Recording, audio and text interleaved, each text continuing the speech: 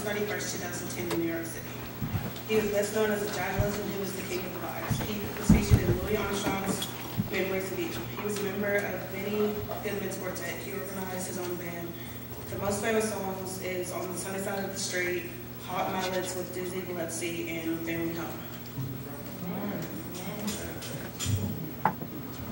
I chose Hattie McDaniel.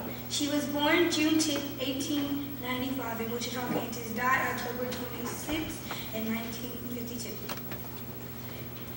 Hattie McDaniel is best known for acting and best known for her films. Her TV show that she is best known for is called Beulah, and her TV show, and her film that she is best known for is called Gone with the Wind. She is a part of Black History Month because she was the first African American to win an Academy Award for Best Supporting Role in Gone with the Wind. I picked her because I want to be an actress, film actress, and I have big dreams too, like her. She thought the same. She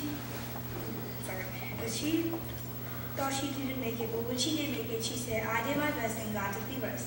But until I make it, hopefully, I will keep saying, "I will do my best, and God will help me do the rest." All right.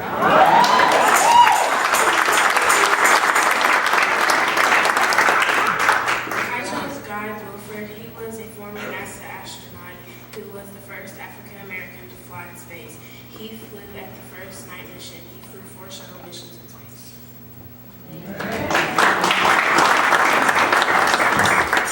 I chose Helen Williams, and she was the first female African American model to break into the mainstream. There were models before her, but none that made it big. She was born in East Ripton, New Jersey in 1937. She loved clothes ever since she was young and began sewing her own clothes at the age of 7. While she was in the studio working, she was spotted by 2 people who were amazed by her beauty. She was 17 at the time and started working for magazines like Ebony and Jet. These years were tough for her because she was the only black model in mainstream fashion. She was required to be light-skinned, but she felt like she was too dark to be accepted. She was making a good $7,500 a year working part-time. This was a crucial moment in Black history as Helen Williams' success changed the modeling industry tradition.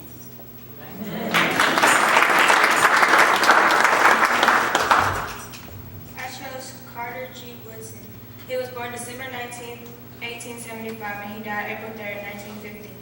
He was born in Canton, Virginia. He was known as the father of Black History Month. Woodson dedicated himself to the field of African American history, making sure that the subject was taught in schools and studied by scholars. He attended Berea College in Kentucky, the University of Chicago, and he was also one of the first African Americans to receive a doctorate from Harvard University. One of Woodson's most favorite works is The Miseducation of the Negro.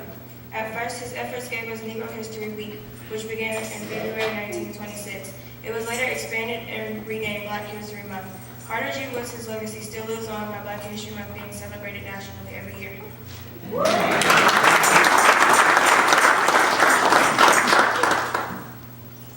The person I chose is Ben Carson.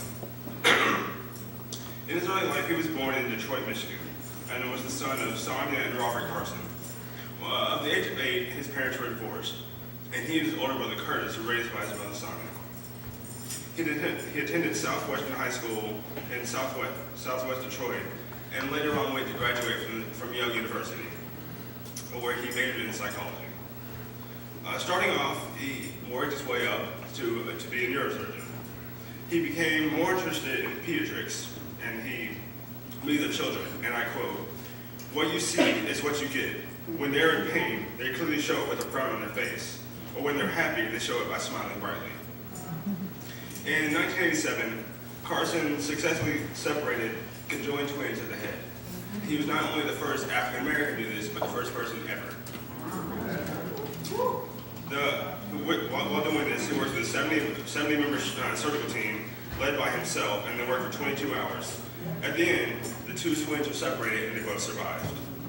At age 33, he became the youngest major division director at Johns Hopkins History as director of pediatric neurosurgery.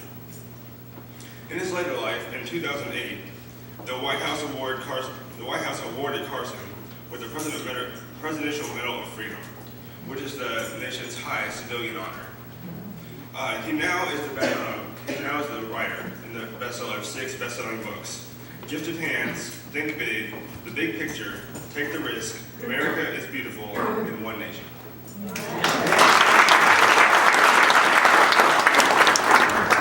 Well, I'm gonna do my sorry. I'm not gonna tell y'all who I picked first. I'm gonna describe them first. We as Americans receive mail every day. We order things online and expect to see what we've ordered in the mail, either by envelope or in a box. Now, as a person, anyway, I feel like I'm pretty intelligent. I'm not, I'm not stupid, but, I'm pretty smart, but I don't think I could have done what this person I'm about to speak about. I don't think I could have came up with the idea that he did. Born in Louisiana County in Virginia, at age 15, they were sent to Richmond to work in a tobacco factory. They worked hard and were unrewarded, though he knew he didn't have it as bad as his peers. His loss of freedom prevented him from living the life that he longed for. His wife, Nancy, was owned by the adjacent plantation slave master. She was pregnant with their fourth child. When he found this out, he and their 4 children were sent to a plantation in North Carolina. He watched 350 slaves, including his pregnant wife and 3 young children, walk by him in chains while he could do nothing but cry. This is the story of Mr. Henry Brown. Born in the year of 1815, he was a man of faith and a singer in the church choir of the First African Baptist Church. God gave him inspiration, God gave him courage, and God gave him a plan. He was going to escape. He was going to escape from slavery. He asked for help from a choir member friend, James Caesar Anthony Smith, a free black, who knew a white sympathizer. The white sympathizer's name was Samuel Smith, and he agreed to help Mr. Henry out. Mr. Samuel asked for the help of James Miller, McKim, and William Stone, white abolitionists and experienced members of the Philadelphia Anti-Slavery Society. Mr. Brown's plan was to ship himself in a box by railroad from Richmond to Philadelphia. March 23, 1849, Adams Express Company, in a 3-foot long by 2-foot, 8-inch deep by 2-foot wide box, sent as dry goods, 1 bladder of water, and a few biscuits on a 27-hour journey. Written on one side of the box with a hole cut out for air read, "This side up." Not everybody listened to this throughout his journey. I quote from one of his writings, "Was resolved to conquer or die. I felt my eyes swelling as if they were to burst from my eye sockets, and the veins on my temples were dreadfully distended with pressure from blood upon my head." He thought he might die at some point. Fortunately, 2 men needed a place to sit. I quote, so perceiving my box standing on one end, one of the men threw it down and sat on it. I was relieved from a state of agony which may be more imagined than described. Mr. Brown's box was received by William Still, James Miller McKim, Professor C.D. Cleveland, and Lewis Thompson.